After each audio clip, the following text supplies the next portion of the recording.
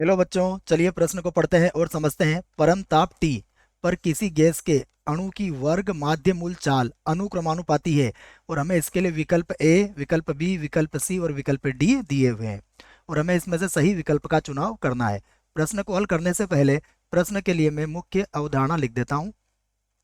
मुख्य अवधारणा, जिसकी सहायता से हम इस प्रश्न को हल करेंगे। तो देखिए, मुख्य अवधारणा में हम एक सूत्र लिखेंगे जो गैस की गतिज ऊर्जा का होता है। तो हमें याद होना चाहिए गैस की गतिज ऊर्जा के लिए जो सूत्र हम प्रयोग में लाते हैं। तो इस बात को मैं लिख देता हूं, गैस की गतिज ऊर्जा, गतिज ऊर्जा, गैस की गतिज ऊर्जा का सूत्र होता है 1/2 और Vrms और इसकी घात कितनी होगी, 2। यहाँ पर यदि हम एम की बात करें तो एम क्या होता है, एम होता है कुल अणुओं का द्रव्यमान। एम क्या होगा, कुल अणुओं का द्रव्यमान। और उसके बाद यदि वी आर एम एस की बात करें तो वी आर एम एस क्या होता है, इसमें यह होता है वर्ग माध्य मूल चाल, जो हमें यहाँ पर दी भी हुई है। ठीक है, तो ये बात आप याद रखें, ये हमारी मुख्य अवधारणा होगी इस प्रश्न के लिए। चलिए प्रश्न को हल करते हैं।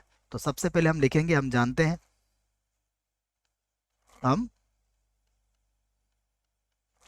हैं, जो हमने मुख्य उदाहरण में लिखा उसी बात को लिखेंगे, गैस की गतिज ऊर्जा, गतिज ऊर्जा बराबर कितना लिखेंगे हम, बराबर लिखेंगे हम 1/2 एम और Vrms की घात 2। इसे हम बना लेते हैं समीकरण 1। उसके बाद देखिए, हम अणुगति का सिद्धांत भी जानते हैं, तो मैं इस बात को भी लिख देता हूं कि अणु गति सिद्धांत से, सिद्धांत से, ये भी हमने पढ़ रखा है। अणुगति की सिद्धांत से जो गतिज ऊर्जा होती है वो क्या होती है, गतिज ऊर्जा यह होती है 3/2 और यहाँ आता है के टी। ठीक है, यहाँ के क्या होता है, ये होता है वाट्समैन नेतांक होता है ये, और टी जो होता है वो परम ताप होता है। इसकी जानकारी हमें होना चाहिए। इसे बना दिया हमने समीकरण 2।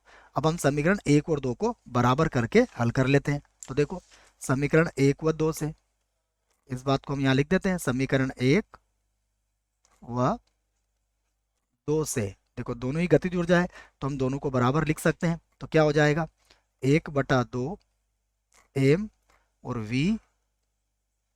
Vrms का वर्ग बराबर, यहाँ पर हो जाएगा 3/2 के टी। अब यहाँ देखिए, हम कह सकते हैं कि 2 से 2 तो कट जाएगा और आप एम को यहाँ बटे में ला सकते हो। तो ये आ जाएगा Vrms का वर्ग बराबर हो जाएगा 3 के टी और बटे में आ जाएगा एम। अब हम इसका वर्गमूल यहाँ पर ले लेते हैं। तो वर्गमूल लेंगे तो ये आ जाएगा Vrms और वर्गमूल के अंदर आ जाएगा 3 के टी जो कि परमताप है और बटे में आ जाएगा एम। तो यहाँ से देखिए, हम चाहे तो इसको समीकरण 3 बना सकते हैं और यहाँ पर हम स्पष्ट रूप से देख सकते हैं कि यहाँ यहाँ Vrms, देखो यह समानुपाती है या अनुक्रमानुपाती है किसके, वर्गमूल टी के। क्योंकि 3 तो हमारा अचर है, के क्या है हमारा, के हमारा वाट्समैन नेतांक है, और एम हमारे पास क्या है, एम हमारे पास है अणुओं का द्रव्यमान या कुल अणुओं का द्रव्यमान है।